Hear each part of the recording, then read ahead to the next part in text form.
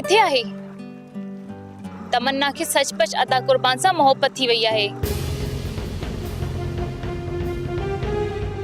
ऐं जीअं तव्हां इहा ॻाल्हि ॿुधी हैरत ज़दा आहियो, अदा कुर्बान भी बिल्कुल इन इनकशाफ ते बिल्कुल साॻी तरह छिरकी वियो हो। छा मतलब वन साइडेड लव जो मामलो आहे? हाँ न, अदा कुर्बान ऑलरेडी मैरिड ऐं एंगेज्ड आहे। पर तमन्ना खे केरु समझाए? मैरिड ऐं एंगेज्ड इन जो मतलब छा थियो? मां तव्हांखे समझायां थी। अदा कुर्बान जी फरिया भाभी सां शादी थियल हुई ऐं कुछ इख्तिलाफ़नि जे सबब अलहदगी। उन अरसे में अदा निर्मल सां एंगेजमेंट करे वरिती। मां तव्हांजे भाउ सां मिली चुको आहियां। यकीनन तमन्ना जे थ्रू तव्हां अदा सां मिलिया हूंदा। उन तव्हां सां दिल जी ॻाल्हि न कई? मां समुंड घुमण आयो आहियां। हुस्न इत्तफ़ाक़ ॾिसो, मां भी समुंड घुमण आई आहियां।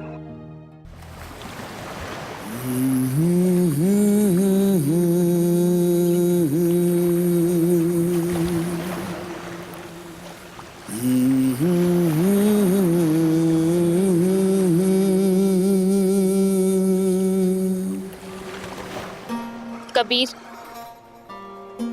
जी, तमन्ना जी मोहब्बत जो ॿुधी तव्हां ईअं उदास छो थी विया आहियो? न, मां पंहिंजे गुज़रियल वक़्त ते सोचो रहियो हुयुसि।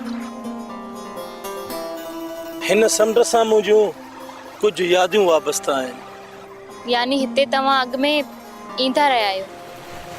मां सोचां पई त तव्हां पहिरियों भेरो कराची आया आहियो। मुंहिंजो नंढपण हिन शहर में गुज़रियो आहे। उन्हनि ॾींहंनि में हीउ शहर एॾो ज़ालिम न हुयो। पर तव्हां तमन्ना सां पंहिंजे तालुक़ जे बारे में मूंखे कुझु ॿुधायो। इस्लामाबाद में तमन्ना मुंहिंजो तव्हां सां छा तारुफ़ करायो हो? कबीर, मां तव्हांजी ज़बान सां ॿुधणु चाहियां थी। तव्हांजे फेस एक्सप्रेशन मां नोट कयो आहे त अदा कुर्बान सां तमन्ना जी कुर्बत जो ॿुधी तव्हां ॾाढा अपसेट थी विया आहियो।